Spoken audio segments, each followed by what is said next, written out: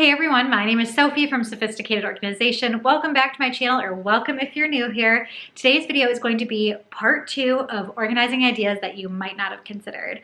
I have 10 more ideas for you. This video is building on the last video that I shared, a whole bunch of ideas. You guys seem to love it, so I thought I'd make a part 2. But without any further ado, let's get going.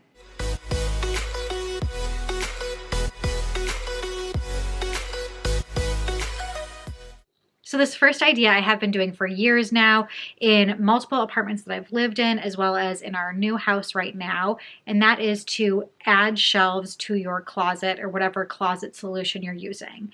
So there's a little bit of a caveat here that it doesn't necessarily work for every single closet, but if you do have one of those closets that has kind of a pegboard system to it where you can adjust your shelves by adding the little pegs in different holes and raising and lowering them, then this is going to work for you. If you feel like you don't have enough storage, that's how I felt and my husband felt when we moved into this house.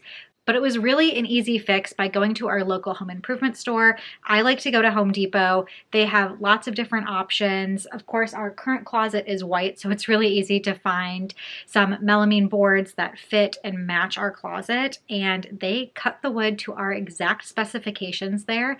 And I was able to take this closet that I felt wasn't super functional for what I have. I have lots of accessories, as you can see, lots of shoes, so I wanted additional storage, and it made it perfect and customized for me. So if you ever feel like you don't have enough shelves or enough storage space in your closet, this is a great thing to do, again, if you have those pegs.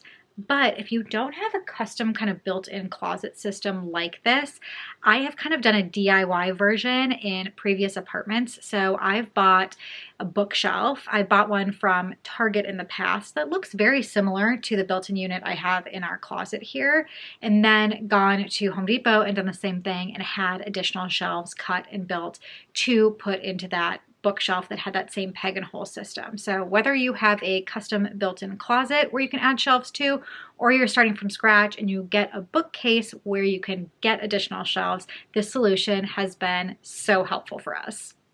If you've followed me for a while, you know that I love Lazy Susans as an organizational solution for a variety of different things. I love to use them in the corner of pantries, in places that I can't reach the back of a certain shelf so I can rotate things around. But the tip I have here is a twist on a Lazy Susan, and that is Lazy Susans with divided and removable bins. So a lot of the Lazy Susans that I use around my house are just those plain circles, and they rotate. Really great, again, love using them. But you can level up your Lazy Susan game by using some of these divided Lazy Susans. You can find some that are just divided, but these specific ones that I found are not only divided, but the sections that are divided are removable. So somewhere like my laundry room, where I have them up higher in a cabinet that's a little bit harder for me to reach because the dryer is in the way. So when I want to grab those items, it makes it really easy and really accessible for me to grab one of the sections, pull it down, and grab exactly what I need and put the section back. It could also be a great solution if you need to take those items somewhere else with you in the house. You don't have to carry everything in your hands. You can just grab that little bin, bring it to wherever you need it, and then stick it right back in the Lazy Susan. So this has been a really great find for us. And if you haven't used a Lazy Susan with divided removable bins, this could be a solution for you as well. This next solution for dirty laundry has really worked for my family, and that is to create a laundry cabinet. And this is where we put our dirty laundry. It is currently in our bedroom. You could do this in your closet. I've done that in previous spaces that I've lived when I used the same system. If you prefer to put your dirty laundry in your laundry room, you can do that as well. But the benefit of having a cabinet like this is, number one, you can close the doors and it is a nice, beautiful storage cabinet, so nobody knows what's behind there. but it's also a system that I can pre-sort my laundry. It makes it really, really simple when it comes to laundry days and figuring out which one of those bins are full. It makes it easy because I have it labeled for all of us to put our dirty laundry away and know which bins it goes into. But my favorite part is that nobody knows what's inside. And again, you can close those doors and it just looks like a nice piece of furniture. If you've seen my first organizing ideas that you might not have considered video, then you have seen these bags before. I used them for a different purpose in that video, so make sure to head to that video and watch it if you haven't already. But these little baggies, first of all, I could come up with an entire video of different ways to use them, but one way that I've started using them recently is to help organize all of my seasonal decor, and it is perfect, especially the type that I get. I get them in a multi-pack with a bunch of different sizes, and I've found that I have different sizes that I can store exactly what I need, and it keeps things really easy and orderly. And then when I go to find something in one of my larger seasonal decor tubs, I can get that specific item, especially with things that you aren't accessing often. I think it's really, really important to keep them organized.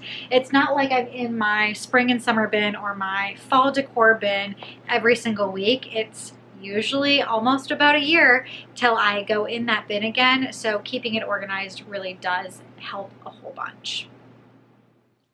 This tip might seem a little bit general, but I think it makes a huge impact, and that is to use organizers inside of your bins. So sometimes a lot of people think like, great, I have all of these bins, I'm super organized now, look at the labels, we're done, check the box, let's head out and move on to the next space.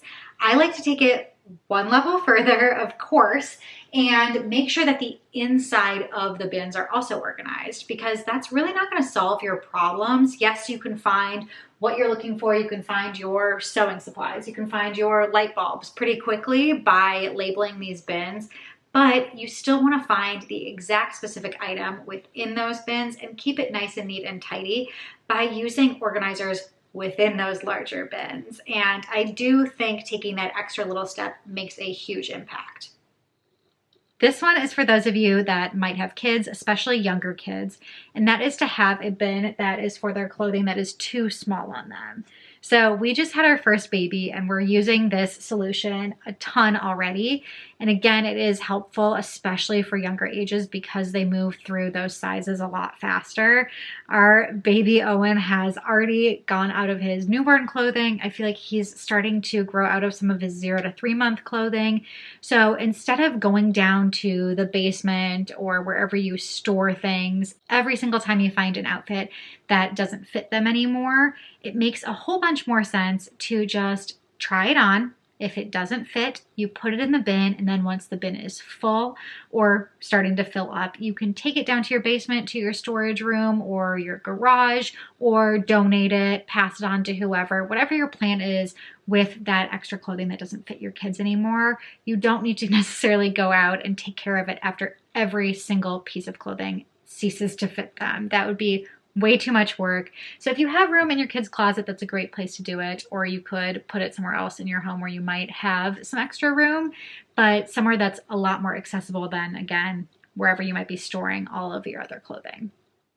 Who doesn't love organizing their space and making it look beautiful at the exact same time?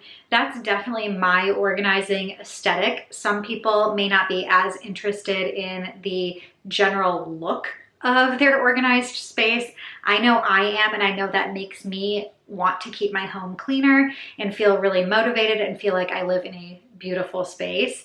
And one thing that I've used in a bunch of areas of the house is to use glass jars to decant some of my products and keep them extra organized and beautiful at the same time. So we're here in my laundry room. You'll see I've used these glass anchor jars to decant some laundry powder as well as my wool dryer balls. I have one in my pantry that I've put granola bars and energy bars in. I have one in our son's room that I've put all of his pacifiers in. I have a different style of jar, but similar concept, decanting products into a glass container to make it look more beautiful. In my bathroom, I have bath bombs in there. I've also added an additional one for Epsom salts now, but this Simple solution, really simple. Anchor jars, I love these specific glass anchor jars. You can use them in so many different areas of your house. You just have to be a little bit creative. I hate that feeling of crawling under my desk or going behind my nightstand, or whenever you have one of those power strips and you have a whole bunch of things plugged in there and you have no idea what belongs to what, and you just want to unplug one specific thing, but you're trying to follow that cord.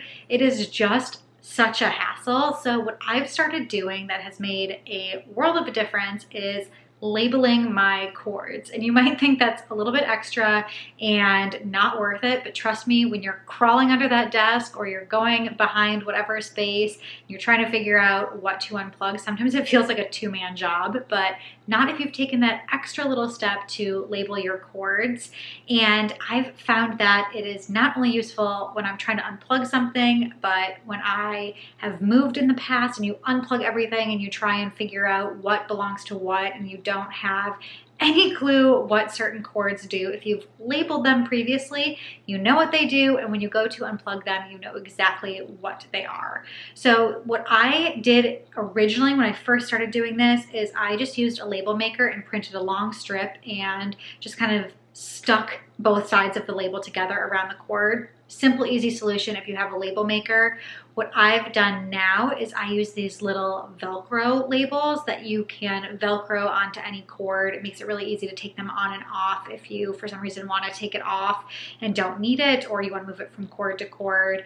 This is the one that I really like, and it's really easy. I know it's one extra step, but it is very helpful.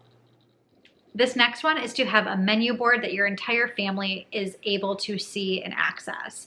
There are a few different benefits to that. The first one is, of course, the fact that a lot of times your family members may come to you, if you are the one who cooks in your family, asking what's for dinner, what are we having this week, and having a menu board that everyone can see just eliminates all of that questioning. They can walk over and see it themselves. I love this specific one. It is clear in acrylic. It might be a little bit harder to see on camera, but you can see it in person. I think it's just kind of a fun little touch to have that white writing. But I also like it as the one who does cook in the family and the one who does the grocery shopping typically. It just holds me accountable. It makes it so I plan out the week and I know exactly what to get at the grocery store and I know exactly what to cook as the week goes on. I love to store things vertically whenever possible. I always preach file, don't pile. So when you look at all of my bakeware back there, you can see how everything looks like it's filed in a filing cabinet as opposed to stacking things on top of each other. That way it makes it so much easier to grab exactly what I need without disturbing other items and things falling over all over the place. But the systems and solutions that I've found in the kitchen to store things vertically are completely customizable. A lot of them are expandable. Up there I have two different dividers that have wire racks in them, and you can move them along the racks to create the spacing that you need for whatever you're trying to organize. The company that I used here actually also has a version that is plastic as well. It has plastic dividers. Same thing, it's expandable, so you can find a custom fit for wherever you are trying to store certain items. I, again, love them for bakeware, but I've used these for things like Tupperware lids and other items, especially in my kitchen, but you can get really creative and use these anywhere in your house. Thanks so much for watching today's video. Again, don't forget to watch part 1 of organizing ideas that you might not have considered if you haven't seen that already. If you liked today's video, I'd appreciate if you give it a thumbs up. Subscribe to my channel if you haven't already. Hit that notification bell so you're notified every time I post a new video. I have tons of videos on organizing tips as well as where I'm organizing different spaces, lots on cleaning and motivation and productivity. So if that sounds interesting to you, then definitely make sure you're subscribed and hit that bell. But until next time, I will see you guys later.